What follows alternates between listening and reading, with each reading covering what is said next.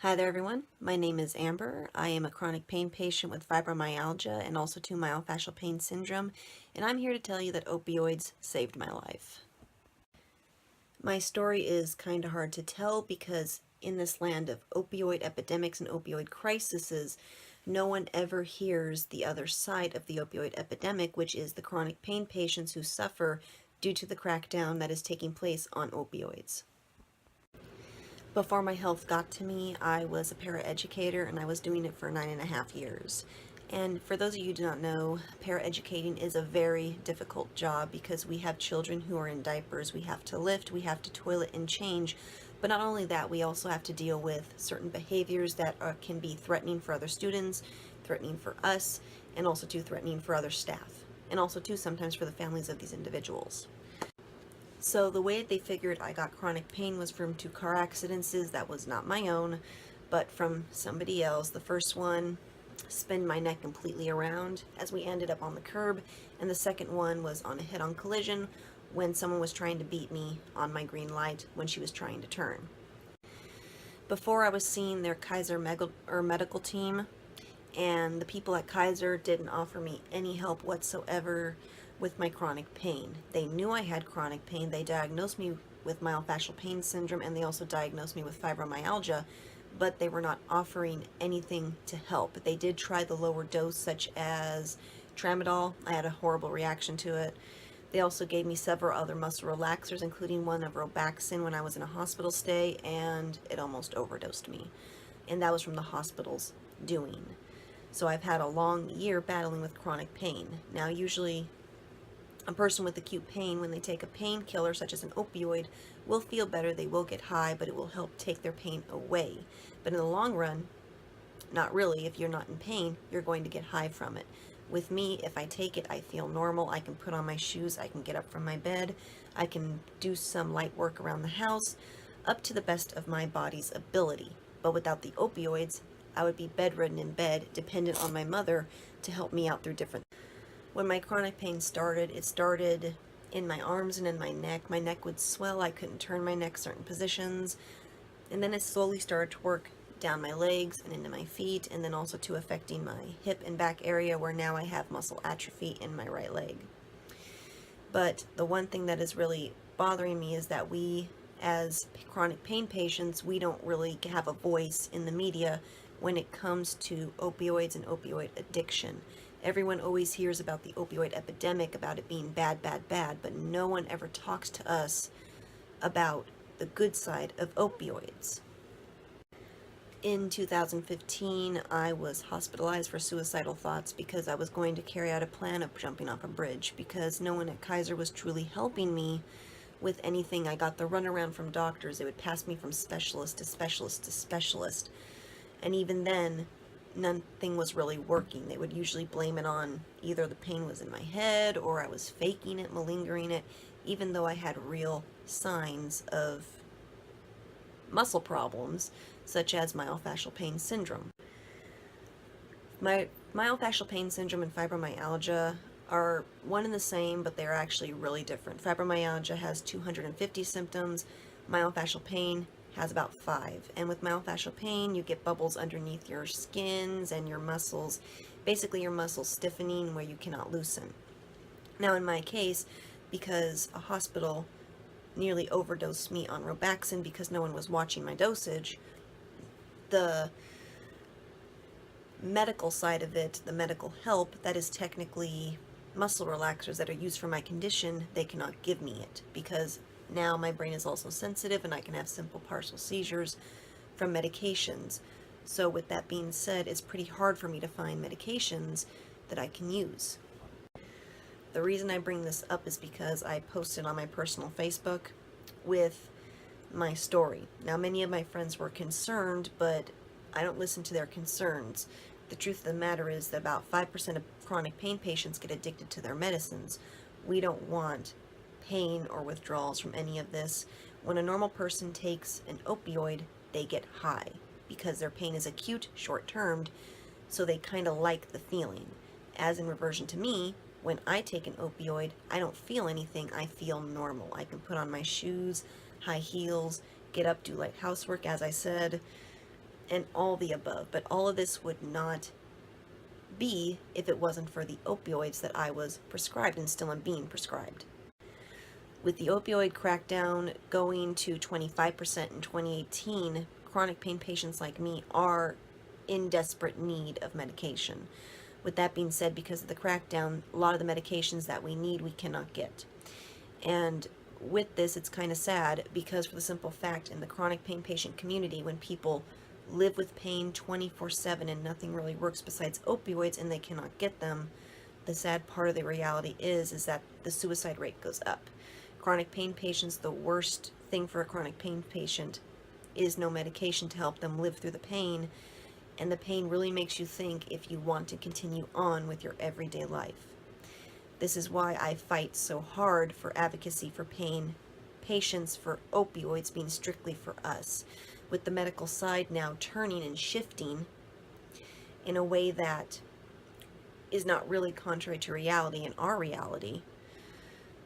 We're now going to be without medications within 2018. The stricter guidelines is more drug testing, more watching chronic pain patients, replenishing the supply, and many of the times doctors are afraid to write prescriptions for opioids because sometimes their license will be revoked.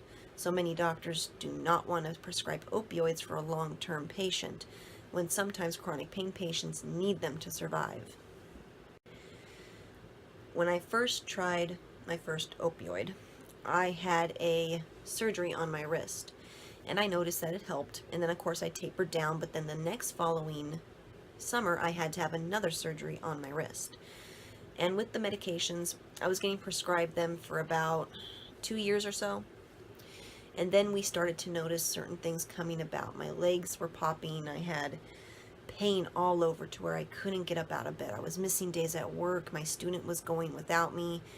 My job was wondering, am I faking it? Am I malingering it?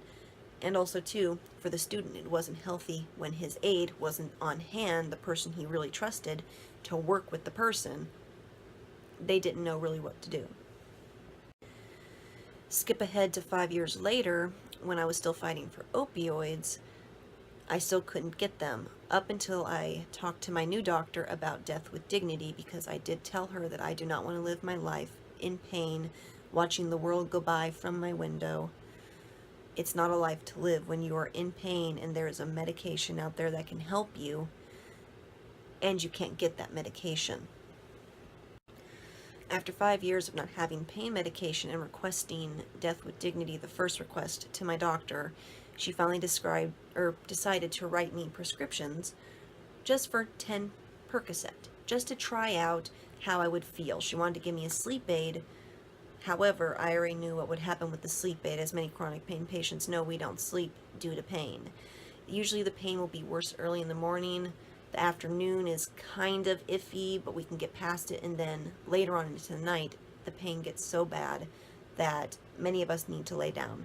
The reason that I'm talking and able to sit up and talk to you guys right now is because of the fact I have pain medicine in my system to where I can just do what I have to do for 6 hours of relief at a time. With the way America is going right now with the opioid crisis, if you will, I'm a little bit afraid of what's going to happen in the future, because many chronic pain patients, since they're capping it from 18% to 25% in 2018, there might not be enough supplies of pills to go around for us. And many of the time the media does not hear our side of the story.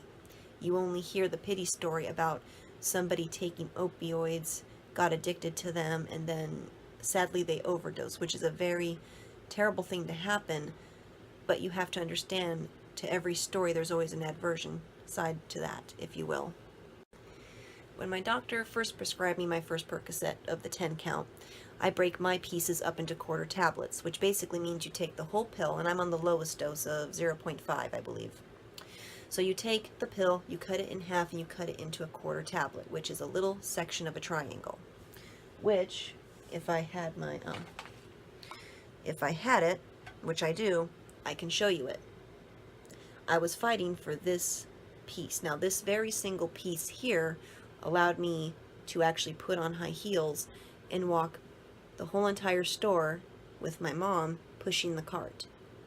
I wouldn't be able to have done that if it wasn't for this piece right here. The reason I want to get my story out there is because many chronic pain patients like me, we don't have a voice in the media. We don't have a voice in any news site. It is always you hear the bad part of the opioid epidemic. You always hear that. But the reason I feel that most people got addicted to the opioids, just like they get addicted to alcohol, to heroin, is that they have a mental health issue that they're not getting taken care of. So instead of saying, oh, I need to take care of my mental health, they instead say, I don't have anything wrong with me. They rush to the alcohol, they rush to the opioids, they rush to whatever substance they can have to cover up their insecurities about themselves or whatever is going on upstairs, and that instead hurts them. I personally feel that those kind of people need mental health assistance in aversion to just pushing them on their way and making them feel like a common everyday criminal. Without my opioids, I would be bedbound, in pain, really contemplating if life would be ever worth it. And that is not a healthy way for anyone to really live every day, to think, if you don't have your medicine, am I going to be able to comb my hair, or in my case, to braid my hair to where I have this? Am I going to be able to brush my teeth and bend down and pick up my shoes? Am I going to be able to walk outside and not fall without my cane or my walker for assistance? Normal people don't have to worry about if they go on vacations to Universal Studios or to Disneyland or to any other theme park, Renaissance Fair, you name it, any vacation you want to do. Normal people don't oftentimes have to think, am I going to be able to make it without pain medicine? Am I going to be able to walk and see the sights? Am I going to be a burden to my family if I don't have my medication? And sad to say, chronic pain patients can be a burden for their family, because if they have been bedbound and they can no longer take care of themselves, you are dependent upon your family to take care of yourself, or to take care of you. That's basically what it is. With the help of my opioids, I have been able to successfully do 2 runs of the Renaissance Festival. I have been successful in putting on shoes and going out for walks, where before I would be really afraid to even step foot, because with my chronic pain, with repetitive motion such as walking, my pain gets worse and worse and worse. I can start out pretty good, but after the 30-minute to 45-minute mark, I start to actually wobble and fall, and even my own boyfriend has been there to catch me and pick me up off the floor when I have fallen. I live in fear without having opioids, because for the simple fact, they saved my life. Ever since I have gotten my quarter piece, I have not had thoughts of suicide. I have not had thoughts of ideation. I have not had any of those suicidal thoughts and any of those fears, such as, am I going to be able to walk and to survive and to feed myself, take care of myself, without my mother's assistance 110%. Without them, I do fear living my life, because it is not a life when you're living it in 24/7 pain from head to toe. With that being said, my name is Amber, and I am here to tell you that opioids drastically saved my life, and I am very proud to say that.